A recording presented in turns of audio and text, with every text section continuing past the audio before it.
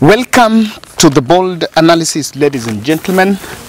I'm doing this from beautiful county of Siaya. So from Malindi to Siaya, thank you very much for the granny care program we did in Malindi last week. So we're going to give you a full report at the tail end of this video. We managed to support the 15 elderly, vulnerable men and women in Kilifi. 4 houses repaired and 4 built underway. So we're doing the first 2 now. I think by 6th we'll do the first 2. That was an exclusive sponsorship from one of us. Was sponsored 4 houses to be built. So that is on the way, and I want to say thank you very much. So kindly watch to the end, because I'm going to show you the real report towards the end of this video. Yeah, I just want to brush through some few. I know a question that many have been asking me. By the time I was in Kilifi, the president was in Nyanza. I saw the reception in Kisumu. Then after day 1 Kisumu, the reception, the well choreographed reception in Kisumu. And then he was in, actually he started with Migori. He had a good reception in Kisumu. Then we saw the speeches of leaders in Homa Bay and then Siaya. But I was paying attention to the pseudo projects that were being launched. Nothing much new, nothing more to show. And even if you walk back into those areas the president visited, he actually visited my constituency. He visited my county of Siaya. So the very day, I think that was the day I was even coming back. That was on Friday, after I was at travel on Friday evening. So that was the very day that the president was in this county. Yeah, so when you speak to people around, not so much is going on. Guys, I'll try to be very brave because I'm not still stable. Yeah, if you remember, I was telling you when I was in Kilifi, I was not feeling well, so the situation didn't even improve either. So I had to still come back this side, and I've been taking a rest for some time. But kazi lazima ifanyike, so that's why we have to do it. Now, I have some few observations why the intelligence around the president must tell him that Nyanza should not be part of his 2027 matrix. And if the President Ruto and Kenya Kwanza team will try to plot anything with the Nyanza for 2027, I have seen stories of Gladys Wanga as a deputy here and there. I am fully convinced that that will be a biggest political blunder, that they will not be able even to get a solution. Kindly, I say sorry because we are doing this from home.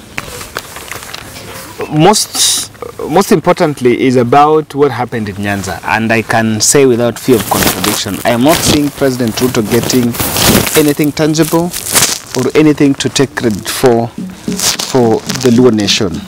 And why Ruto should forget about the Nyanza. Instead, I've seen Regardless still hanging around. Luo Nyanza is not really guaranteed, and this is because of this form. The CSS cannot show anything for them. And in fact, one thing I was paying attention to here is, for example, in Ugunja, I did not see a project that someone can do that he launched, or rather even around Siaya, that we can attribute this to maybe a project that has happened because of Wandai. Rural electrification, extension of the rural electrification funded by World Bank has been going on, and in fact it's stalled. I was even expecting that because the president will be there, probably the transmitters will be erected and the connection will be done. There will be some move, but not much. In fact, one thing happened here is there is a road we used to really cry about, the road from Luanda to Siaya. Now that road was, it had some potholes, so those potholes were filled and some repair was done. Probably that is what I have seen, but of course because the president was coming. But if you look at the kind of projects that were launched, you cannot pinpoint and say this has happened because the president was in Nyanza. So that is one thing, because having appointed Wandai and Badi from the Luo nation, the perception and what the expectation of the people here is, there are things. And if you look at some ridiculous videos they're making, you'll understand they're saying we want to see change. We want to see Nyanza changing. But from the president's angle and what the observations I'm making, I'm not president promising to do that either. Now the other thing is the ODM party axis. Now the ODM party axis is not really guaranteed. And why am I saying it's not guaranteed? ODM party is trying to, ODM party is the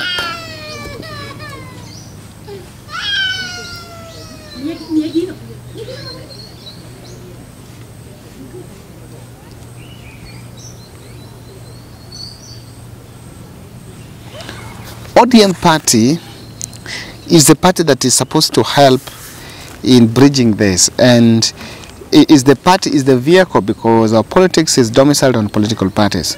Now the party belongs to Raila Odinga, and Raila Odinga is ODM party. The other people, I saw James Orengo, who was actually against broad-based, now changing tone, and in fact when Orengo was challenging the broad-based and was trying to assert the position of ODM party, I think he felt threatened that he would miss the ODM ticket, and that's why he had now had to backtrack. But I think we would have entertained those voices, because those voices of reason would have created a different perspective, and it would have given ODM bit of some vibrance. The more ODM is embracing government, the more they're losing their vibrance. If you remember, in 2022 election, ODM performed poorly, in fact dismally, and one of it was attributed to the fact that they had that handshake arrangement, and so there was some burden of incumbency.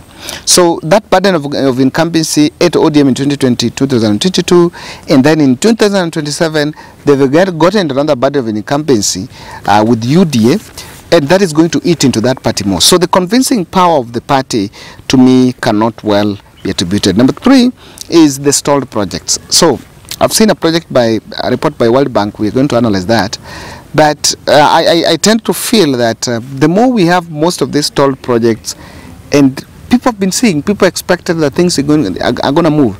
Just the other day, yesterday I was in Ugenya. So people who know Ugenya, Ligega, Masiro is where the governor comes from. Hizo barabara zimekuwa tarmacked into bits, you know, some few kilometers, some 1 kilometer tarmacked, then the other place is left, then another part left. Then you wonder what exactly is going on here, or what was the objective of even the contractor who was making this. So the issue of stalled projects is a big issue here, and I think Raila's endorsement will not come with the masses as would be expected. So looking at the numbers, I know Nyanza is never hostile. It is just that there is a lot of political patronage to Raila Odinga and ODM, but the people of Nyanza they're not that hostile. They're not very hostile. In fact, I've always been saying the heckling and the violence and the instances, those are well choreographed strategies that are used in politics to pass some messages. But they welcome the president, and that does not really show, because even if you talk around with people, they'll tell you, mimi kama Ruto hapana, maybe mtu mwingine. So there is also a vote that Ruto has lost as William Ruto, and that vote cannot even be rescued by the president. Thank you.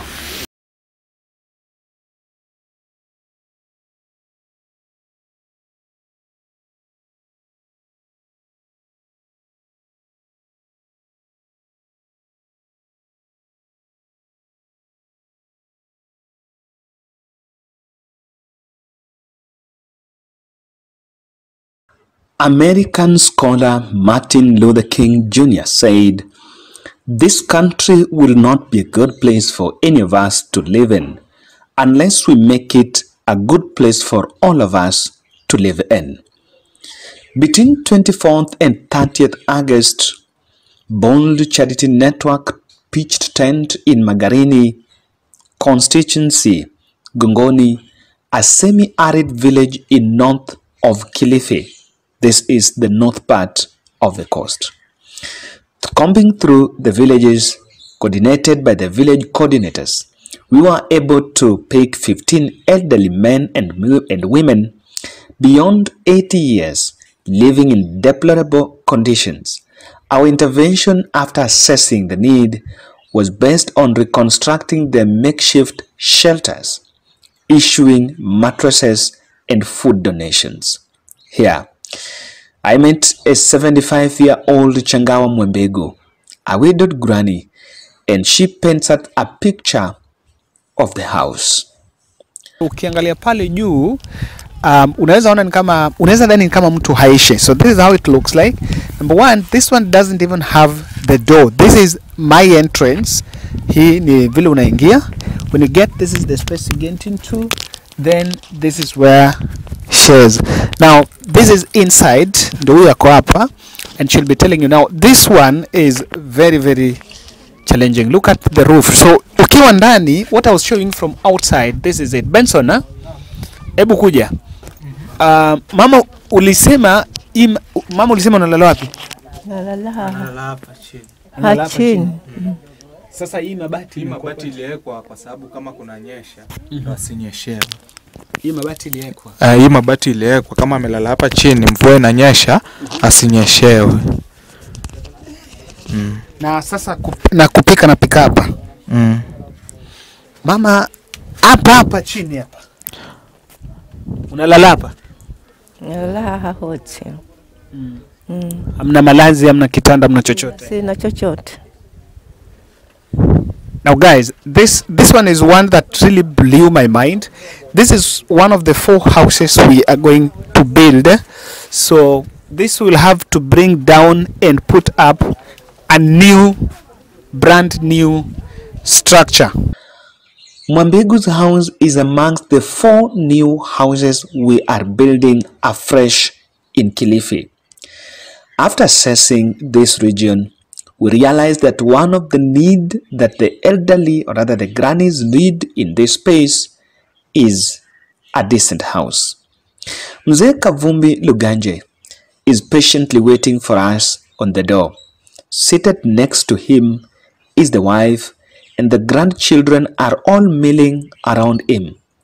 The 91-year-old Kavumbi, we are told, lost his sight after a short illness in 2023, something that changed his life completely. Even though he cannot recognize the visitors in the compound, but he can listen and hear what we are saying. Here, we get to understand the real situation as we try to unravel the demand and the need. Ndio naweza yote. Naomba babu uzidishie kutuletea baraka kama hizi. Naomba na kuamini. Amen. Mzee, sasa sisi tunasema asante sana kwa kutukaribisha. Na wewe sasa pia upate kula na pia uweze kulala. Unipatia godoro. Ewe Mulungu wangu, nakuvoya maisha kwa nguvu yako. Na sina na tabu mimi na napata asaidizi na mananisaidia na nashukuru na mimi naombea na uzima. Mimi ni mtu mjeni wa Mulungu. Kwa hivyo shenye vivi dereva godoro na chakula. Amen. In Kavumbi's need, we were able to erect the door, put the door in the house, repaired the broken walls, and through your support, we purchased him godoro, that is a Swahili word for mattress, foodstuff for the household, and he is amongst the 15 grannies, the elderly members of this community that benefited from this program. Disanga Marombe is lonely home. The sickling wife had been taken to Malindi District Hospital previous day, the day before we had visited. However, we understand that treatment was snailing because of finances. And even though we've come through to help build the house, buy him the mattress, and be able to give him foodstuff, there is more pressing issue. The wife is still in the hospital. There is no clear idea on how she's going to be bailed out because of the ballooning cost of that treatment. Sasa mimi na shukrani Sasa hivi ninashukuru Mungu ambariki napo mkuja hapa wageni wangu,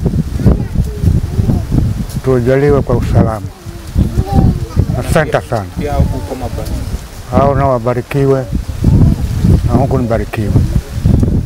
Asante sana. Mama bado yuko vipi? Yuko huko. Mambo siku kidogo tu sema daktari watarudi. Tarudi nyumbani. Huwa ndo hospitali ama ndo mara ya kwanza amepelekwa? Mara ya kwanza. Mara ya kwanza. But apart from that, this village is not connected to the Kenya power grid, and so they depend on such traditional means of lighting the house. And here, this anga seem to have a demand. Hapa ona fanya hivyo utaona kupata mwangaza kidogo. Nikisha lina mwangaza sana. Sasa hata hii ukiweka mwangaza mzee wangu, hii mwangaza no. Sasa hiyo ndio unaona nayo usiku. Hii ndio usiku hii sasa. Lakini imekwisha haina moto sana. Nataka mawe. Mawe mawili kwa 40. So guys, what Mzee is saying, whatever Mzee is holding here, I know most of you have know this. So these are batteries. So he's connecting with this small bulb here. So he's saying this is what he uses at night, just to illuminate the house. And now in this place hakuna stima. Now what is available here is solar power. And I've asked around solar here. There is one that is paid 1,000, then you pay 30 shillings per day. Now me 1,400, then you pay 30 shillings per day. That Mzee, I know, cannot afford that 30 shillings per day. So, but if we pay 17,500, Mzee will get a solar that will use throughout without paying daily stipend. So, of all the houses we visited, he pointed this to me. He came out with this and was saying we can do something. So I think Mwenda Zagon. She looks very old, but delighted of what we had done. Her house is amongst the 4 new houses we are building afresh. And on Sideka Karisa Kulo, looking very old, but there is something interesting, or rather not interesting but shocking, about the condition of the house. Tunakaa tukinyumbani huku. Hatuna mlango mzee. Si kwamba tuwakataa mlango, hakuna. Nyumba ikiwa haina mlango si nyumba kwa kaida. Na unapotoka nyumba ni ufunge. Sio sawa. Haina mlango. Kiingia hivi unaingia huko tu. Usiku hamna watu wanaweza ingia. Huko kwetu sisi rahisi ya hivyo. Lakini kwa hakika nyumba niwe na mlango. Nyumba lazima iwe na mlango. Kabisa, hilo ni lazima. Kama hapo ukiingia unaingia hivyo, unalala unatoka. Lakini hapo ukilala, vile umelala basi mtu akaingia. Anaweza kuingia paka ndani na wewe umelala, utakuwa umelala wewe hujui. Si ukilala hujui. Ukilala hujui. Hii ni nini mzee? Kitu kingine cha kushika panya. Cha kushika panya. Na hii ukishika panya unapeleka wapi? Panya tunaua, tunatupa kwa sababu anaharibu mahindi. Sasa inashika panya wapi? Karisa was blessed with 5 sons. All of them are married, but very jobless, also living in this condition. In fact, he says some are even more worse. Now, he says he cannot blame the sons for neglecting him, because even the children did not go past secondary school because of lack of school fees, and so they cannot secure well-paying jobs in towns, but have to still depend on that subsistence agriculture in the small piece of land that was also being shared by the 5 children belonging to him. I call her the gold of the mission, Kadzo Masha Magota. Kadzo will ask for her ID, and we've realized she was born in 1931. So if you make your calculation, Kadzo in 1932 rather. And so if you make your calculation, you'll understand that Kadzo is in her 92, even though they say they're not so sure about the age. Something interesting, despite of the challenge, she looks weak but not sick. She's very clean, with very clear memory, and still very good speech. I want us to listen to Kadzo. Shukuru sana moja kachele kunena, nashukuru kwa kuniletea chakula. Nina shukurani na nyinyi mpate baraka ya mkipata huko tena useme nende kumwangalia nyanya yenu ni mimi. Nina shukurani sana. Haya, mtu ambaye sikutoa dururi yangu lakini nyinyi mmefikiria kwa sema nenda kumwangalia mama yule. Ninashukuru. Mulungu wewe mubariki nyinyi na mimi na mimi nibariki. Namveza pa chakuria ni ahoho. Tawala simaka ndapata chakula hadi ndapata nyumba. Wale simanya. Ndio pa chakula na kishukuru sana na nyumba yangu na ikaze kuendelea tengezwe. Nyumba yangu nipata hata kulala, basi na hata kulala. Kitanda chenye sina. Nyumbani godoro sina. Nyumbani. Bavisho amendera na kasi yao makaza kuntengezera kasi yangu nipate chakula nilie patatu kulala nilale namvera sana shukuru. As we leave Kilifi mission, we had achieved 4 houses are being built, now construction starting afresh. 4 were repaired, and the repair was doing the walls and also erecting a door, because the doors had also been raised as a challenge. 12 grannies, or rather 12 beneficiaries, were able to get the mattresses, and 15, all the 15, we gave them the foodstuff. Now, having looked at the situation in Kilifi, the elderly mission, the granny care program that is targeting the elderly beyond 85 years, comes at a good intervention to help them at least get a living. As we leave Kilifi, we say, even if you cannot help all, but you can change one life at a time. Thank you.